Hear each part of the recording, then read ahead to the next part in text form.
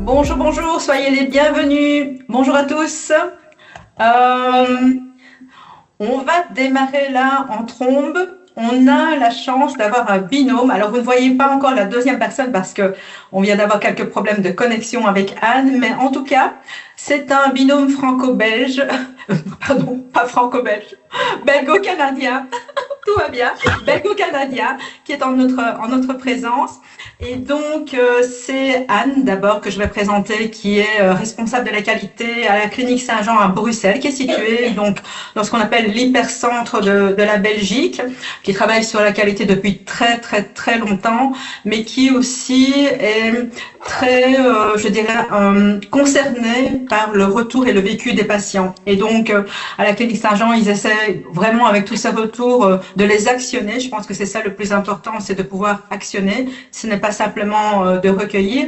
Et pour recueillir toutes ces données, eh bien, ils se sont offert les services de l'IM, qui est représenté ici aujourd'hui par Guillermo Tremblay-Fernandez. Donc, il vient bien du Canada, qui s'est levé très, très tôt aujourd'hui pour être avec nous. Donc, il est en forme et qui va évidemment nous parler de sa solution en collaboration avec Anne. Alors, en attendant que Anne puisse se connecter, je pense, par téléphone, parce que je pense qu'il y a un problème avec son ordinateur, on a demandé à Guillermo de prendre le relais et de démarrer. Et donc, voilà, c'est un peu, mais c'est aussi le direct. Donc, on fait ça de cette manière pour être le plus efficace et pour être dans la demi-heure qui nous est impartie. Donc, toujours de la même manière, vous avez l'opportunité en fin de session de poser toutes vos questions, que ce soit en direct à notre binôme ici en présence ou via le chat que nous allons gérer et poser les questions indirectement. Donc, profitez-en pour vraiment poser toutes les questions et partager les remarques qui pourraient être suscitées chez vous par la présentation de Anne et de Guillermo. Moi, je vais fermer mon micro là maintenant et passer la parole à Guillermo en attendant que Anne arrive. Bonne séance à tous les deux. Merci beaucoup, So, pour la mise en contexte. Bonjour à toutes et à tous. Très content d'avoir réglé mon réveil un petit peu plus tôt ce matin, de vous accompagner sur cette heure du lunch pour parler d'expérience patient, de gouvernance des PREMS. Donc, enchanté, Guillermo Tremblay-Fernandez, vous l'entendez.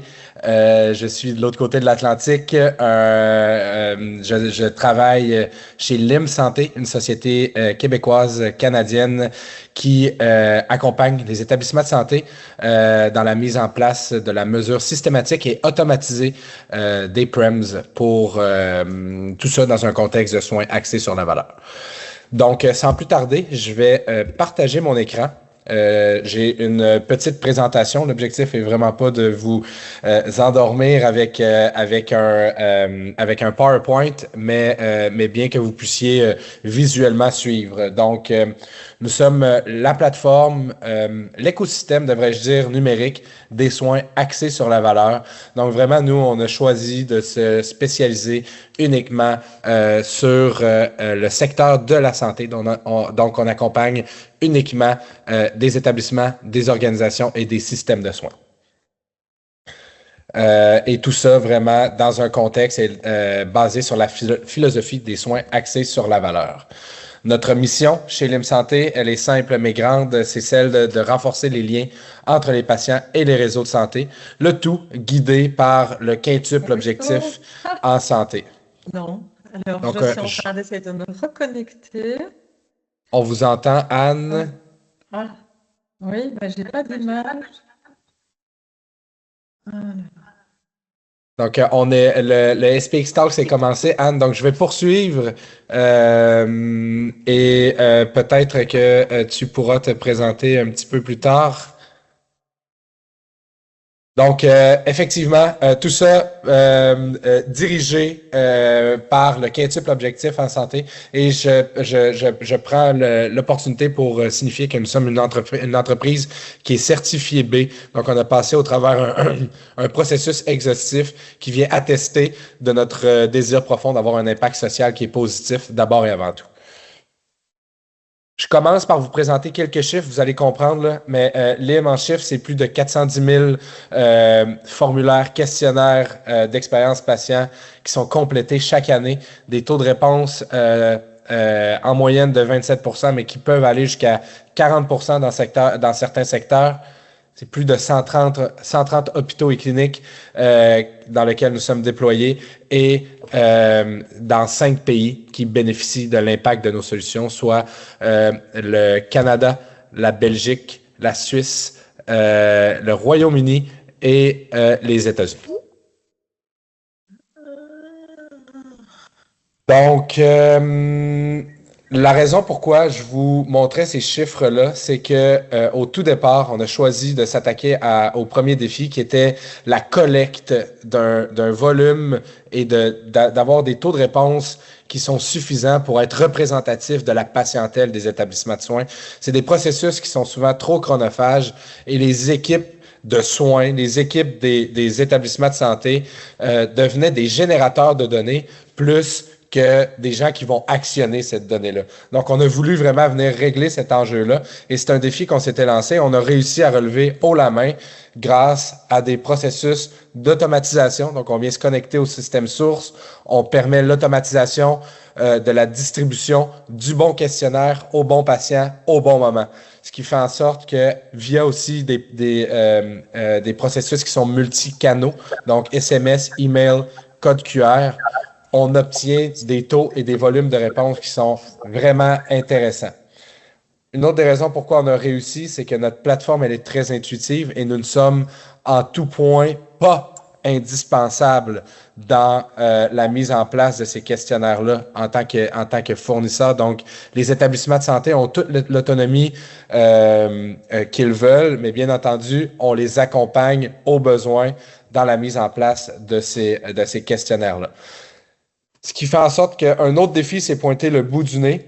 Les équipes nous demandaient de structurer la donnée. Il y avait beaucoup trop de données pour ce qui était habitué d'avoir ou de générer via des processus un petit peu plus traditionnels, papier, etc. Donc, on est venu structurer cette donnée-là dans des tableaux de bord qui sont facilement visualisables. Mais étant donné qu'on est une société qui travaille en co-création avec les établissements de santé, on nous a dit que ce n'était pas encore suffisant. On devait aller encore un petit peu plus loin technologiquement et c'est là qu'on a choisi d'aller avec de l'intelligence artificielle pour assister les équipes dans l'analyse de cette donnée-là. Donc, premièrement, le premier défi qu'on s'était lancé, c'était de générer beaucoup de données. Défi réussi. Ensuite de ça, on a voulu la structurer. Encore là, on trouvait qu'on était encore un petit peu trop loin du terrain. On a intégré l'intelligence artificielle pour pouvoir venir avoir une analyse automatisée, le classement par thème, générer des résumés et des recommandations d'actions correctives.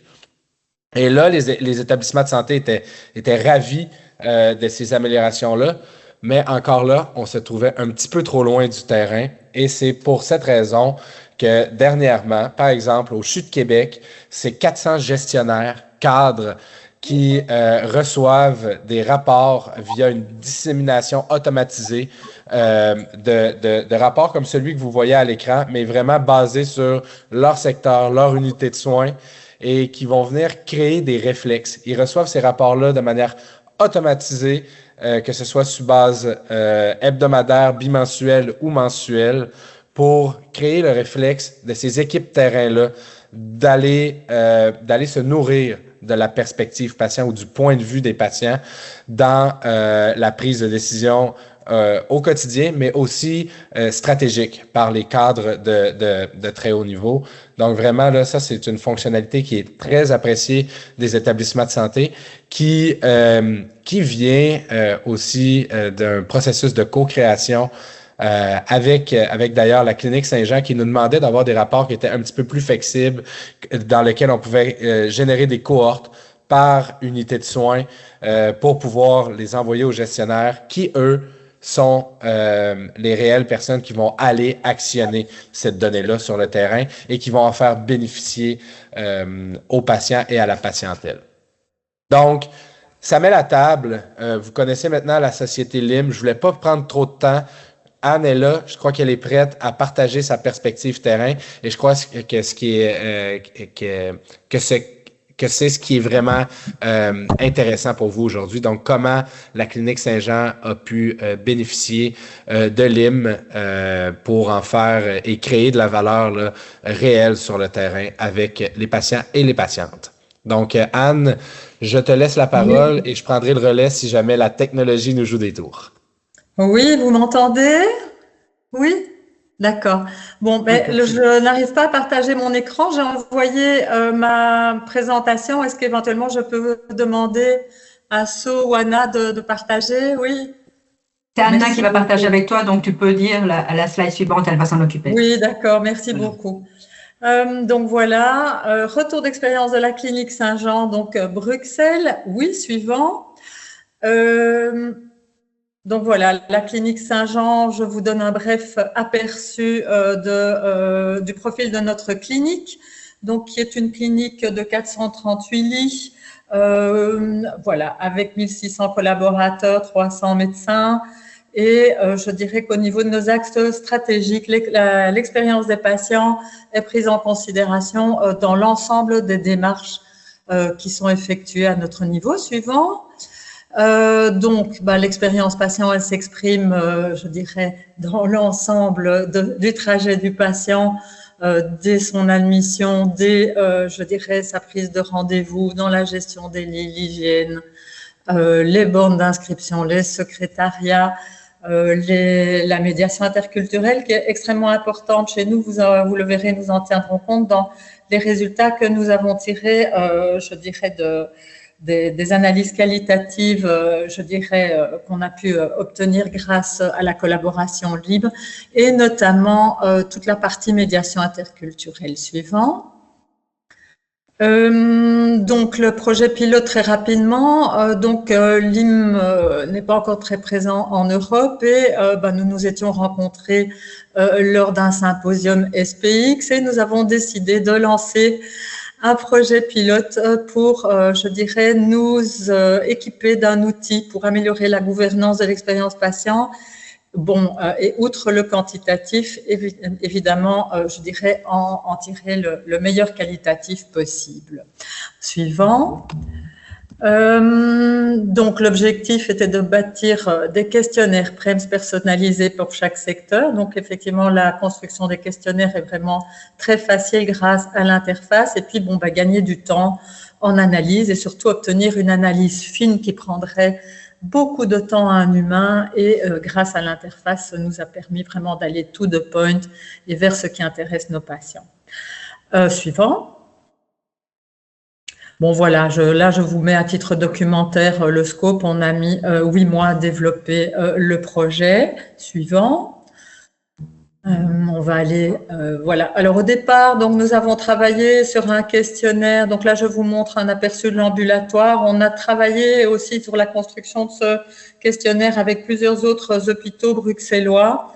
Et puis, nous avons, je dirais, imaginé comment dirais-je, défini s'il fallait faire des échelles à 3 ou à 5. En définitive, on en a choisi à 3. Suivant.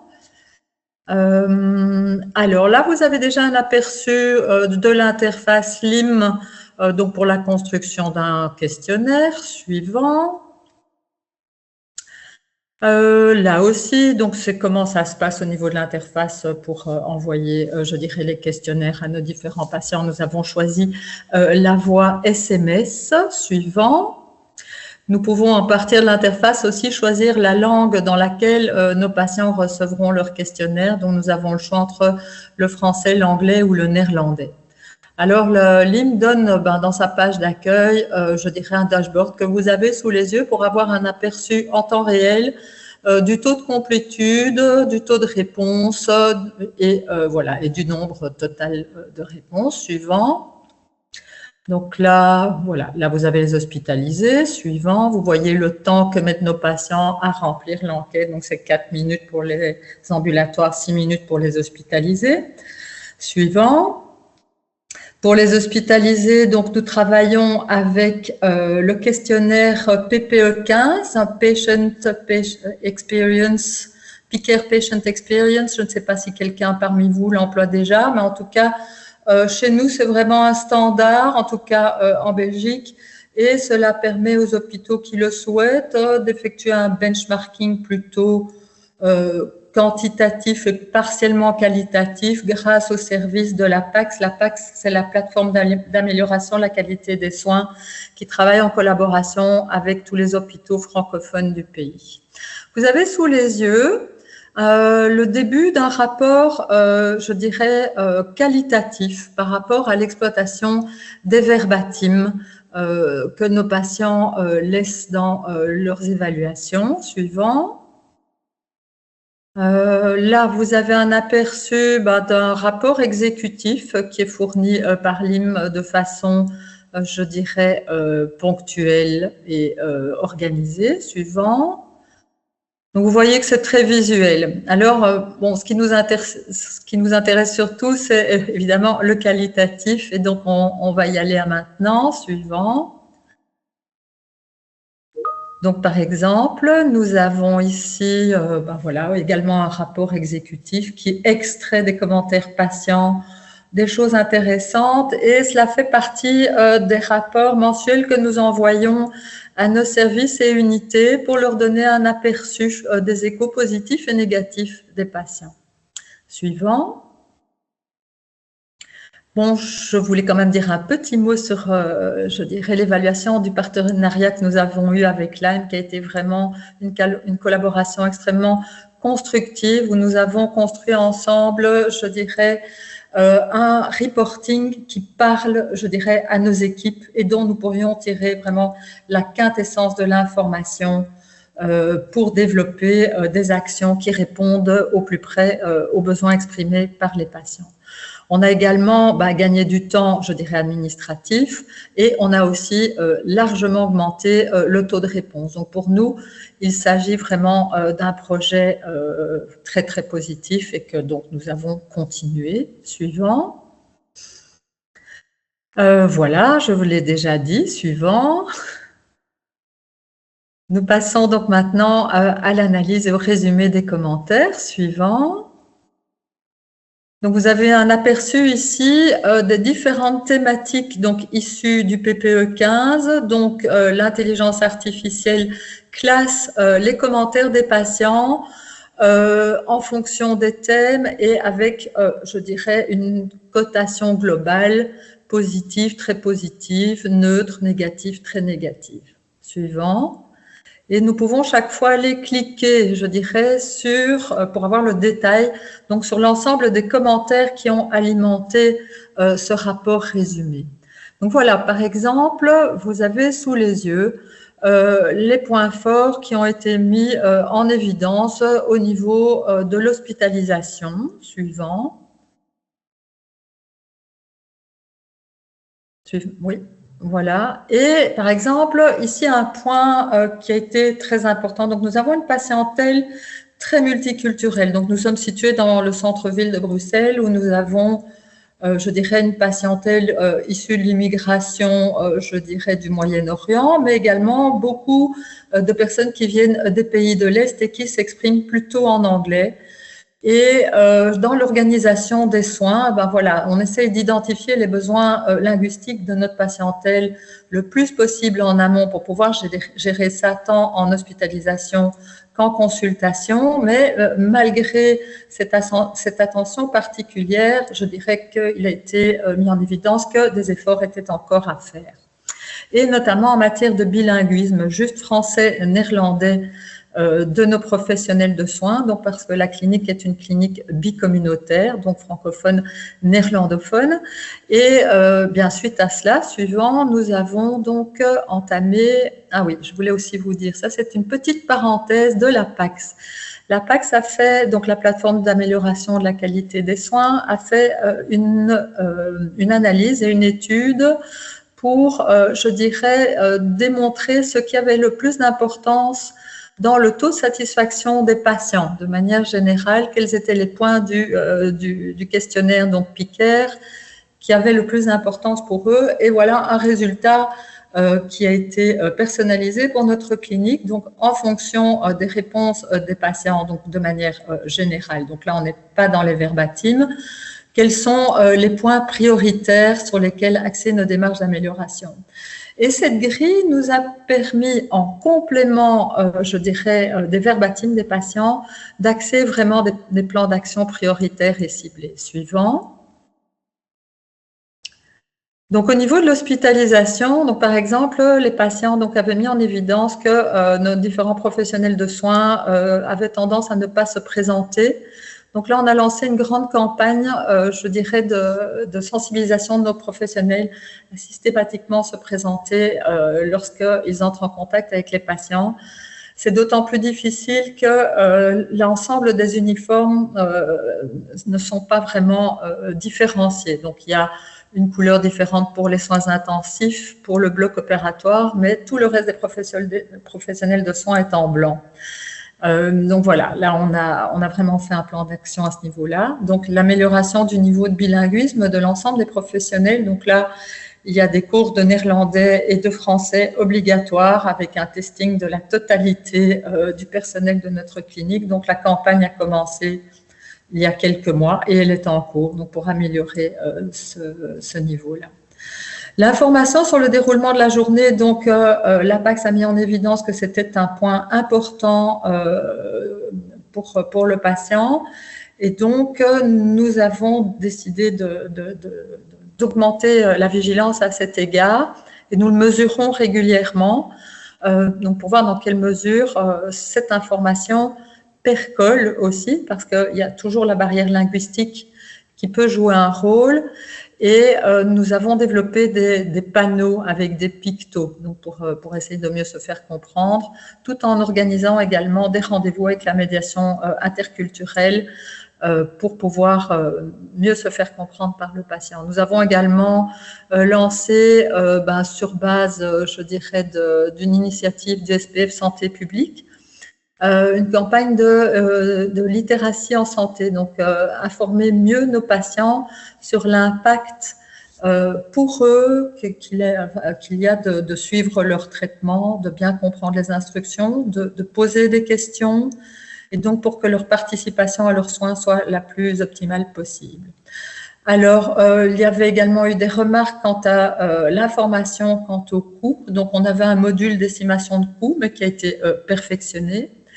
L'encadrement de la sortie également par rapport aux signaux d'alerte de complications et le schéma d'explication du traitement avec davantage de pictogrammes, donc par exemple les petits pictos, cœur, poumon, cerveau, voilà, les yeux, etc. Donc tout ça accompagne désormais le schéma d'explication du traitement au patient. Suivant.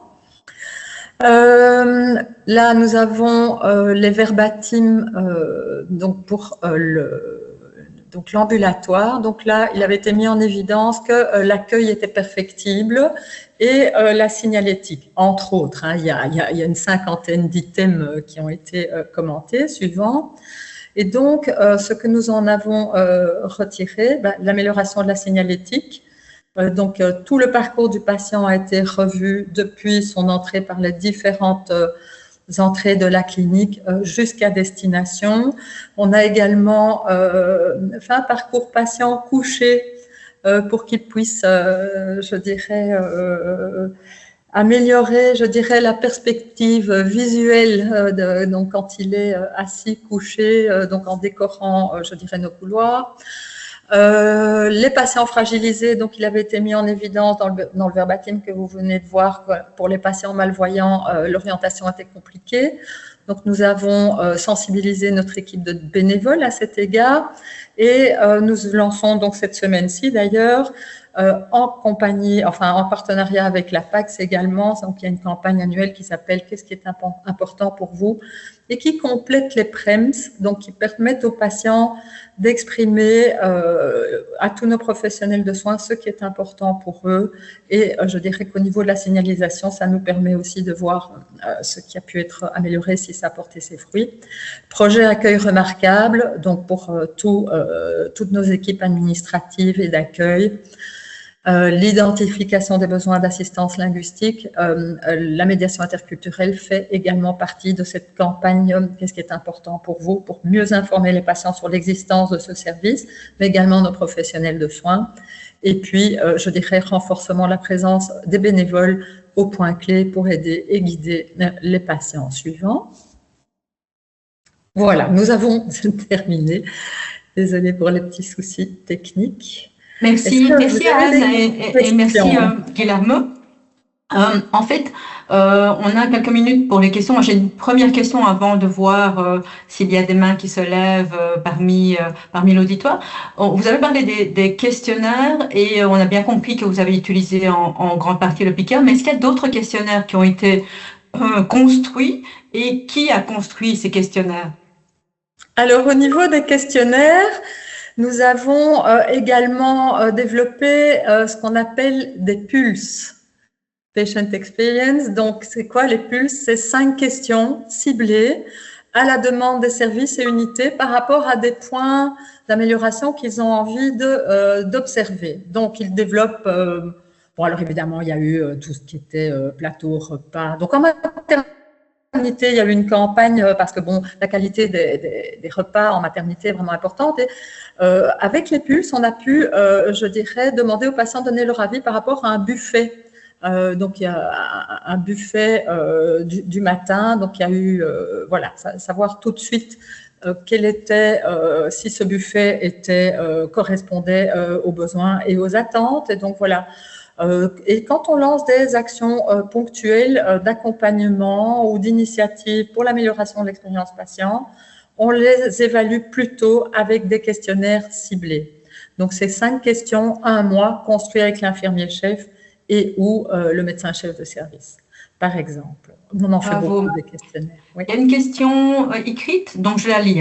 Dans vos questionnaires, avez-vous intégré des indicateurs spécifiques pour mesurer l'impact de l'environnement physique, comme la surcharge sonore, la lumière ou l'aménagement des salles d'attente, sur le niveau d'anxiété du patient avant même sa consultation?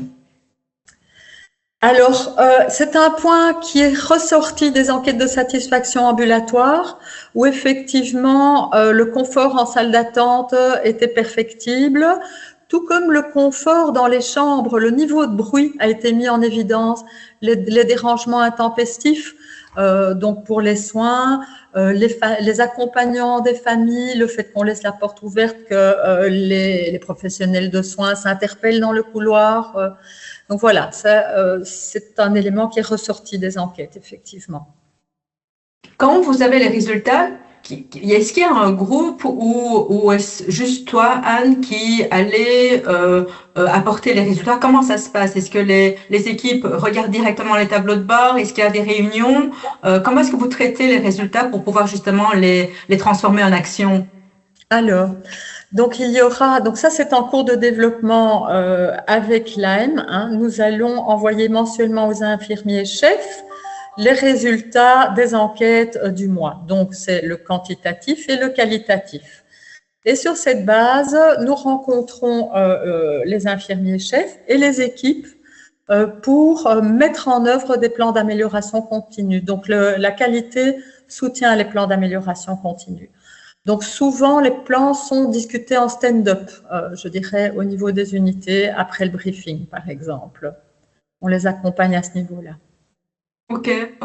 Et alors, tout à l'heure, vous disiez aussi que les tableaux de bord étaient accessibles aux cadres, si j'entends bien. Est-ce que aujourd'hui, je ne sais pas si vous avez évidemment assez de recul, mais est-ce que vous avez déjà vraiment une participation des cadres à aller consulter ces tableaux de bord? Est-ce qu'il y a des choses que vous améliorez avec ça? Comment est-ce que vous faites ça?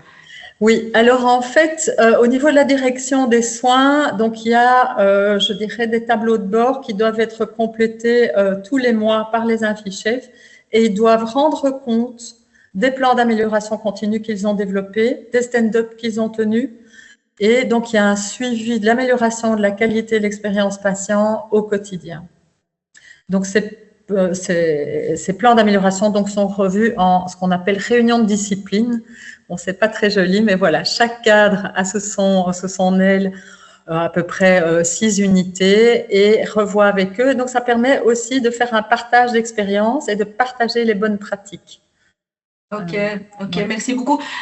Juste avant de conclure, vous aviez dit plus ou moins 8 mois le projet. Vous en êtes où maintenant dans le recul en termes de temps? Depuis le moment où vous avez décidé de démarrer et aujourd'hui, il y a combien de mois qui se sont écoulés? Alors en fait, donc le projet pilote était, je dirais, a été fait à titre gratuit. Donc le temps que la clinique débloque les fonds et que les différents rapports, je dirais, s'améliorent, ça vient juste d'être relancé. D'accord, très bien. Donc, vous reviendrez nous parler. Voilà, oui, il y a eu un gap de 4 mois. Oui, oui. Ok, oui, parfait. Merci beaucoup. Donc, évidemment, et Anne et Guillermo sont à votre disposition en dehors de ce webinaire. J'ai envie de dire, c'est vraiment aussi l'objet des SPX Talks, c'est que vous puissiez contacter par notre biais ou directement Anne et Guillermo pour en savoir davantage et pour poser d'autres questions qui vous viendraient par la suite. Moi, je dois vous rappeler quelques petites choses. Toujours, nous sommes évidemment dans la récolte des signatures pour notre fameuse création de la Journée mondiale de l'expérience patient. Donc, si vous allez sur notre site, la possibilité de signature existe toujours. C'est très simple. Il suffit de quelques clics pour aller apposer votre signature et vous pourrez soutenir cette action qui sera une action définitive parce que quand SPX aura créé la Journée mondiale de l'expérience patient, ça sera pour toute la vie. Donc, je pense que c'est important de le faire et de pousser alors tous vos réseaux, vos propres réseaux à le faire. Ça, c'est la première chose. La deuxième chose, n'oubliez pas que le prochain congrès, bien, se déroulera à Paris. 3 jours comme d'habitude, 14, 15, 16 octobre. On a veillé à ce que ce soit juste avant le week-end pour ceux qui voudraient prolonger le week-end à Paris. Donc voilà, venez nous rejoindre, les choses se mettent en place, le programme est accessible, tout est toujours affiché sur notre site. Donc soyez curieux, allez voir et on vous attend en masse parce que là maintenant de toute façon pour les SPX Talks, ça va être la pause estivale. Donc on va se retrouver en septembre pour le prochain SPX Talk en français et les autres langues aussi, naturellement. Merci beaucoup à nos 2 invités. Merci à Guillermo d'avoir fait cet effort de se lever très, très tôt. Et bravo pour votre projet pilote et qui se concrétise et qui va, j'en suis sûre, vous apporter beaucoup de choses et surtout une amélioration pour les patients. Bon après-midi à tous. À très, très bientôt. Au revoir à tous. Merci beaucoup. Au revoir.